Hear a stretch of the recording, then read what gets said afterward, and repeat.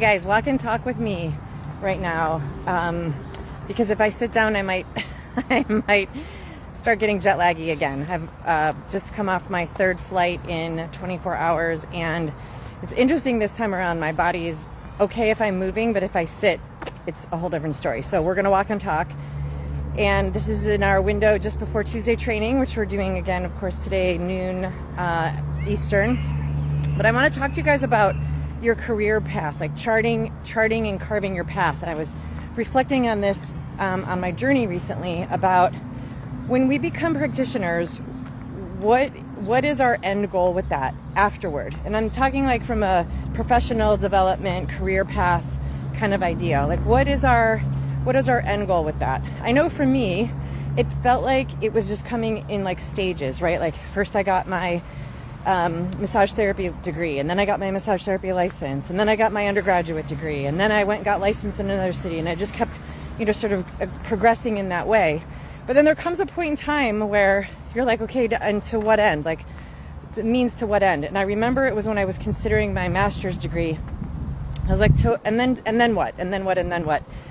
So if you're like me, and I think that you guys probably are, because we're in conversation about this a lot, my intention was to be really good, like an expert level bodywork practitioner. And really good at what though, right? Like there's different types of bodywork.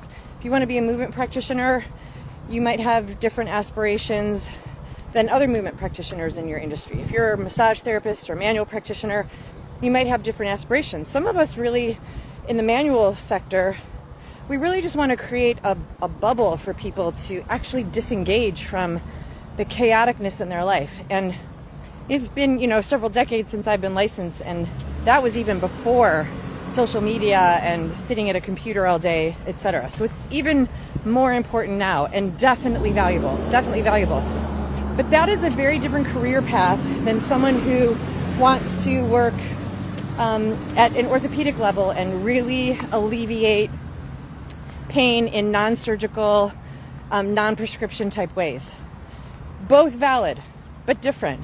So when we become the body worker that we've trained to be, the question then is, what's your career path? Like what are you carving for yourself out of that? And for me, I couldn't do it without some business training.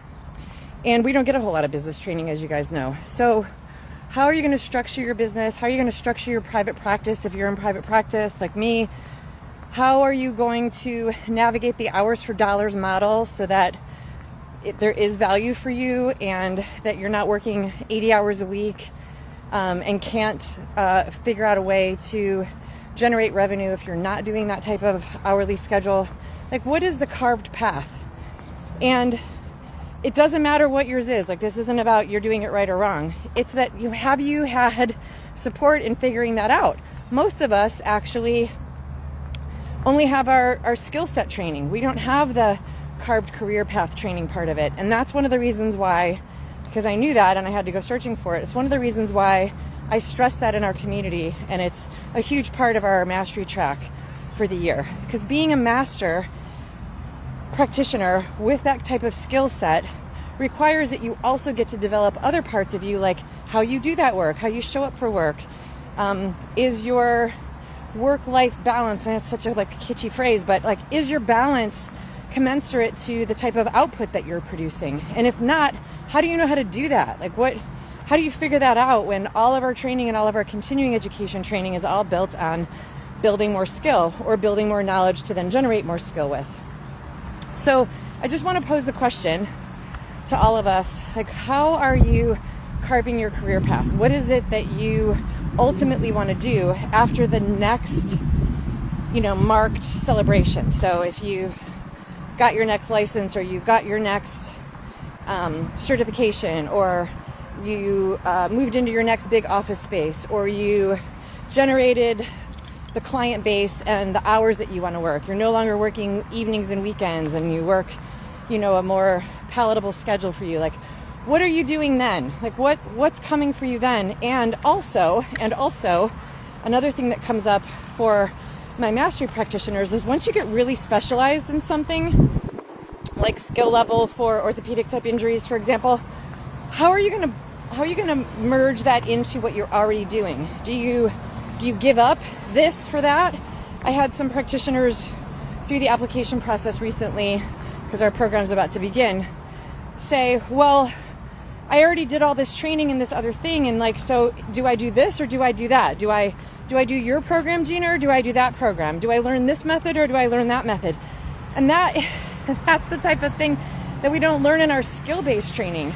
But you should learn how to integrate all of that. That's one of the reasons why it fits so well for me to describe myself now as an integrated bodywork therapist. Yes, I'm board certified. That says that I got a level of knowledge and skill set. Great. But the integrated part is real.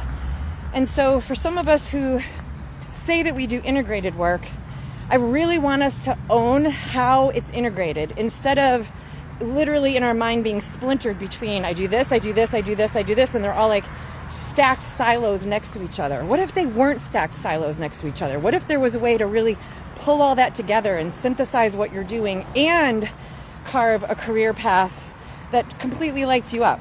And as solopreneurs, we really get to learn how to do that solo, because we don't learn that in conventional education, and certainly not in a bachelor's or a master's degree unless it's in business, but we're practitioners. So anyway, I just wanted to pose that. How are you creating your career path? Do you even know what you want to do with your career path? Does your career light you up? Or have you just been amassing steps along the way and now you're kind of like, I'm just going to do more of that because I'm an evolutionary being and I want to just keep learning. But then to what end, right? Like, what's the structure that you've got that serves you so that you can keep serving from a full cup? It really matters, right? Especially the more specialized we get. Your cup gets to be full so that you come to every session completely ready to solve that. I know there's been times in my life where I was not coming from a full cup and it just made my work day harder for me and probably for the folks I was serving. So we really want to have a solid base and structure to come from with a full cup. So if you're not doing that already, here's your invitation. If you're not in our mastery program, I don't really have another structure to teach that. Although we do have a masterclass. I've just been thinking about this a lot. I have a masterclass we're going to share openly in the next few weeks, second Wednesday of July. So there'll be at least a minor training that we can do for that. But I want you guys to really feel full, right? Like the world really needs us, and we want to be in service, not in sacrificial service. There's a huge difference. So, okay, I'm headed back in for Tuesday training. I hope to see some of you guys live, and have a great rest of your, what day is today? Travel does this. Tuesday. Have a great rest of your Tuesday.